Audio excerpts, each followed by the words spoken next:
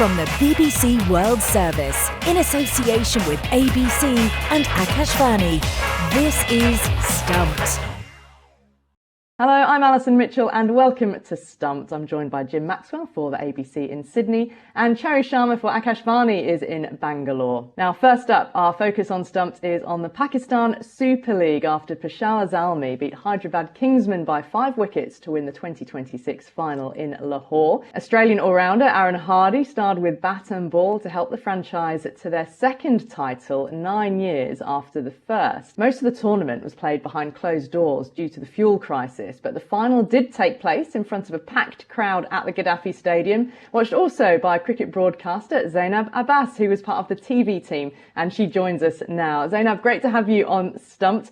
A restricted tournament and across 2 venues only, but how good was it to have a crowd for the final? Yeah, I think it was absolutely amazing. It was exactly the need of the hour because, when you talk about the HPL PSL, it's all about the crowds and the fans. It is something that goes hand in hand, and we've seen some brilliant turnouts in the past, in these last 11 years. So it felt like there was almost like a void when we didn't have crowds. And although we got some quality games in between, but it did feel like something was missing.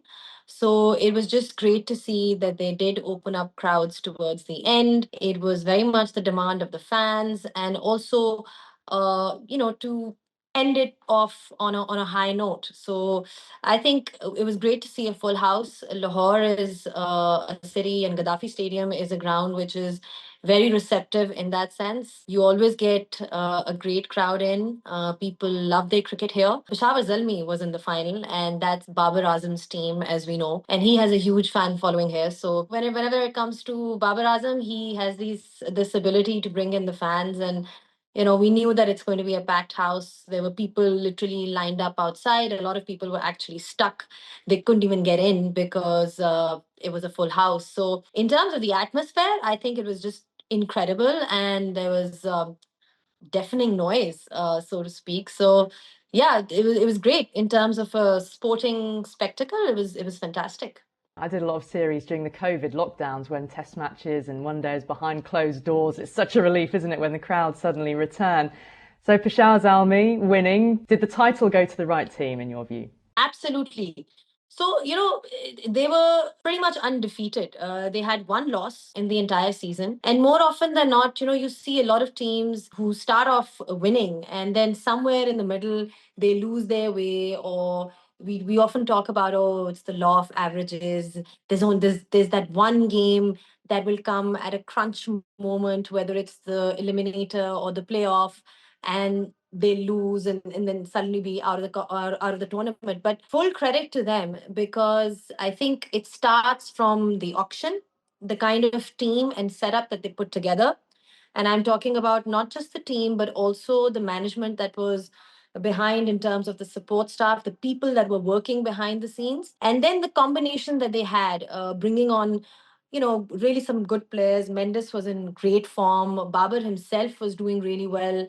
um, Aaron Hardy, and a lot of other players as well. Just the combination that they had, that they were able to have a really good balance of bat and ball, some really good players in their lineup, and the consistency. So a lot of the times you see an underdog winning in the final, or someone who's just picked up momentum at the right time. But if there were any worthy winners in this competition, it has to be Peshawar Zalmi, just for the way, the kind of brilliant cricket that they've played throughout the season. The rejuvenation of Babar Azam, can you tell us a little bit more about that? Because he was captain, leading run scorer.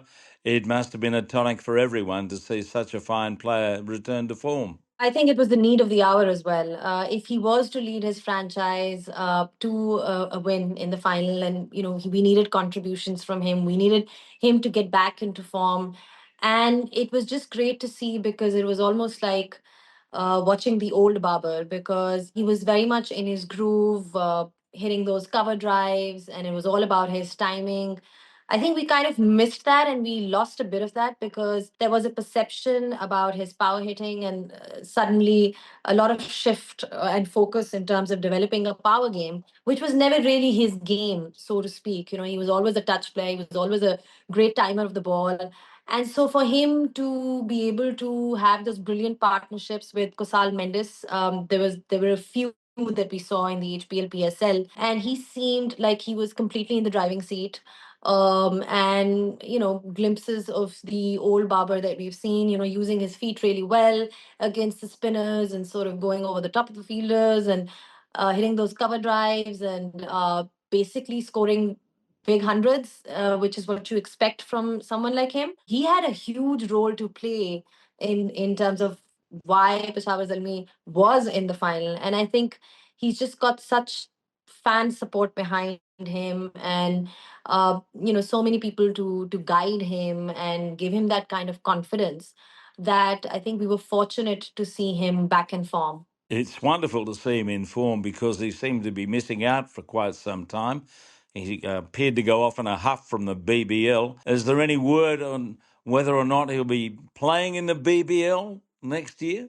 It depends on the national duty. If there is anything that comes up last minute, then of course he would have that as preference. If the month is completely free, and if there is an offer on the table, I'm sure that that's something that he would consider, because remember, it's all about learning. When it comes to all these leagues, it's all about learning and adapting in different conditions. And we know that Australia is completely different to the subcontinent.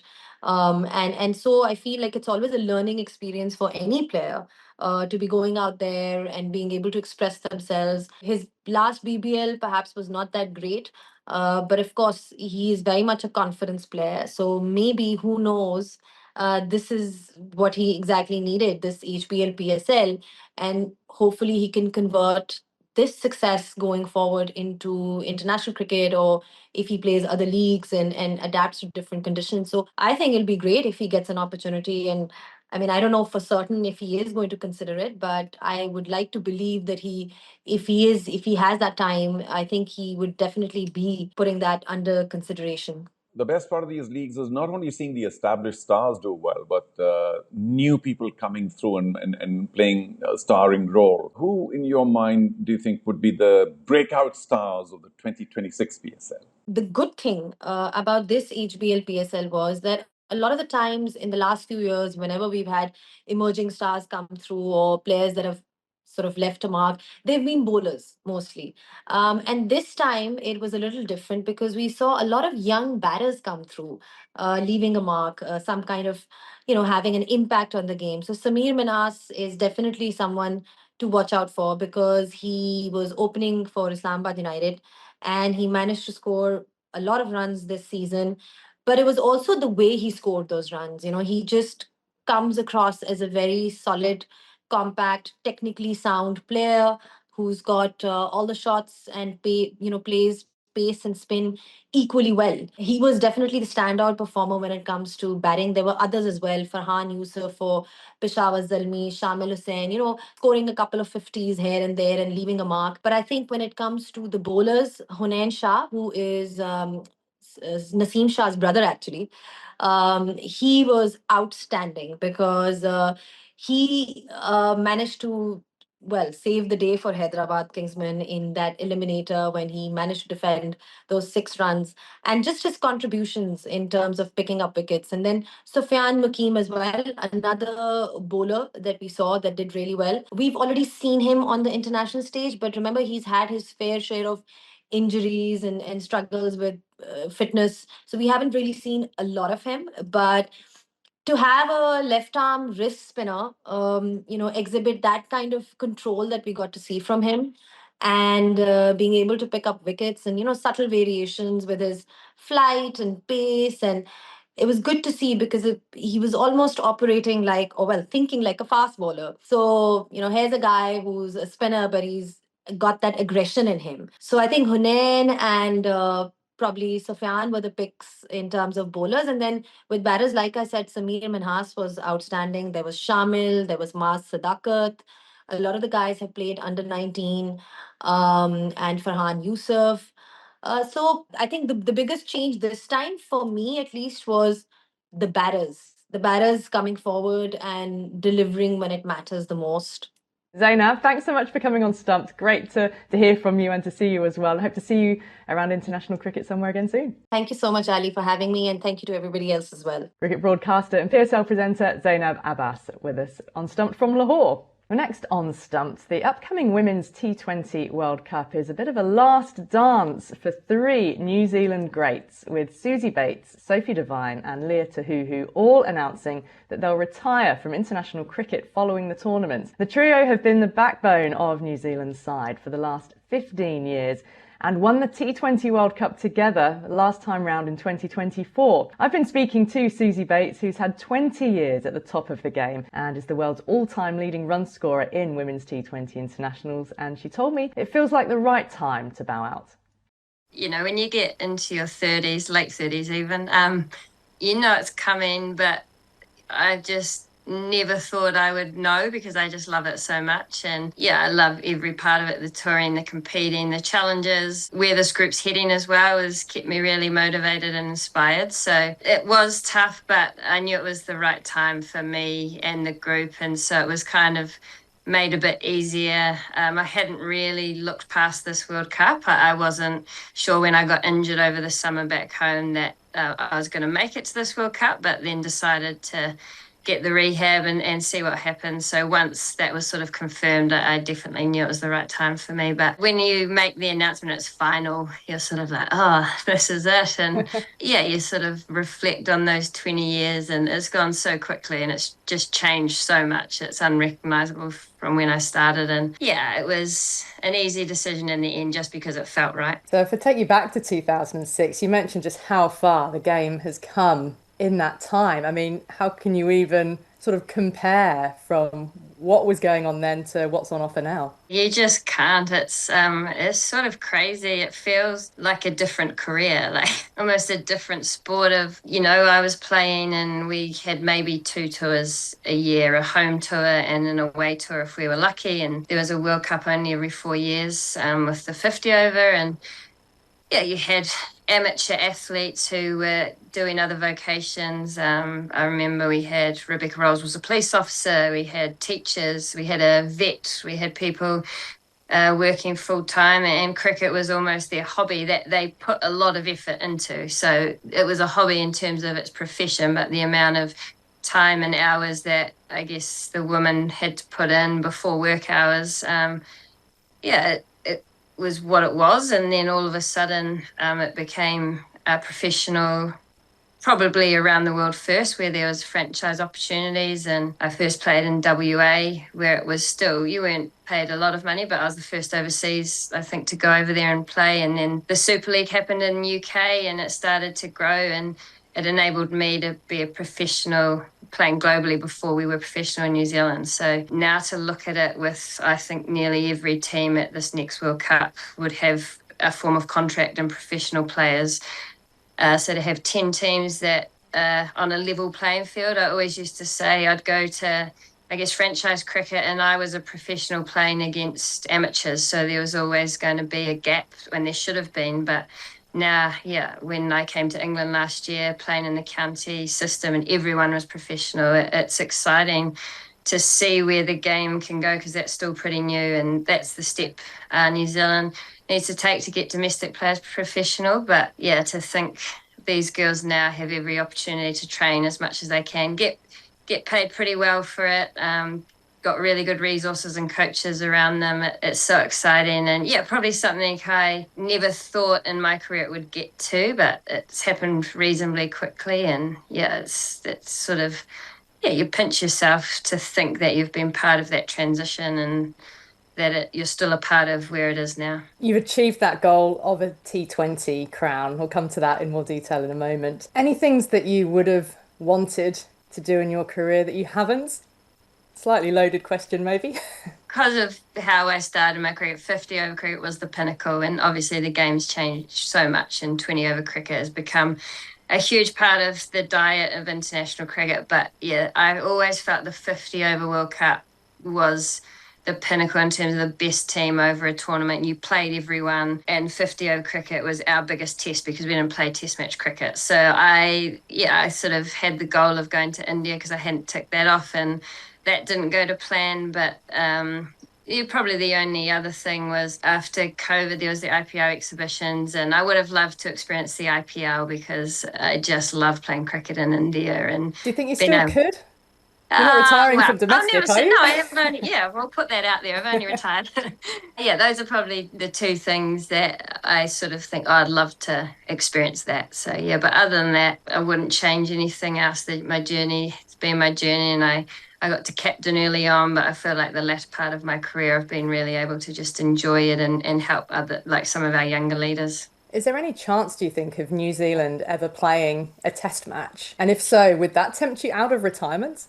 I did joke to Leah Tahuhu that we've joked about just retiring from white ball cricket. Keep that option open. Yeah, keep it open. But I don't think it's impossible just with where the game's going and how other nations are pushing it, and the likes of India and South Africa are playing more. It's definitely not our priority. Like, we've been told by New Zealand Cricket that, the white ball tournaments are what we are aiming to, I guess, be in the top 4 of every World Cup white ball events, so that's where they want to put the resource. But I'd like to hope that one day you'll see the New Zealand team in white, because although I say 50 over is the pinnacle when you watch men's cricket, and now when I watch the women's Ashes, I'm like, I get envious, and I've said that before. It's like, I wonder how a test match would test me mentally and physically, and yeah, it's a shame that we haven't experienced that. But I also understand with the global landscape why we've prioritise white ball cricket, and he won't like this, but our old CEO said if we'd won a white ball tournament, we could talk to him about test match cricket. So we did that.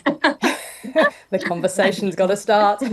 Yeah. A successful defence of your World Cup title would be an incredible way to bow out, wouldn't it? It would, and we love those fairy tale endings, and the fact that we won it just didn't feel like this was too far around the corner. So I think being part of that and having that winning feeling, it sort of spurred a couple of the senior players on to see if we could make it to this one. And yeah, I think when you win one, that you do feel like that defence just makes it even better. So I'd love to bow out like that. But it's going to be a really close tournament, and we've got some big games coming up against England to prepare us. And yeah, I just love playing cricket in England as well. The crowds they get bums on seats, and I've always felt like we've had really good support over here. And going back to Southampton, where I spent sort of 5 years playing cricket for Hampshire, being able to come back to Durham, it's sort of been a home away from home for me in the winter. So it's going to be special to finish my cricket on this side of the world where I've got really good memories. And with your great friends as well, because not only you, but Leah Tahuhu and Sophie Devine have confirmed that they'll be retiring as well at the end of this T20 World Cup. It's almost as if you planned it.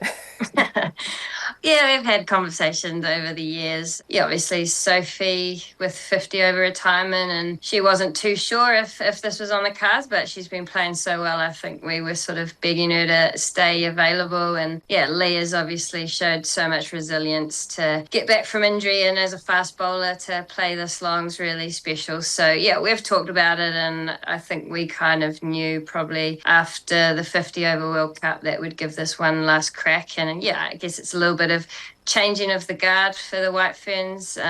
We've had a lot of senior players over the years bow out, and now it's with Mealy Kerr in charge, there is sort of that new generation coming through. So it's going to be really special to share that with those two players. But I know as well, someone like Mealy, she's been a huge part of my career, so to have her as captain and I guess sort of be able to play a few more games with her is pretty cool. What about you then, Susie, in terms of what will be next? Have you got some ideas about what you will do when you're not playing international cricket? Yeah, I feel like I've almost had the last 8 years to think about it. I think when you get to 30, you start thinking about the end, and I've hung on for 8 more years. But yeah, I've always been passionate about coaching and sport and the coaches that I've had, and I've been really lucky to pick up a job with Sunrisers Leeds immediately after the World Cup to, I guess, see how I go in that space. So that's an exciting opportunity. I haven't retired from domestic cricket, but I'll see after the 100 when I get back how I'm feeling mentally and physically. But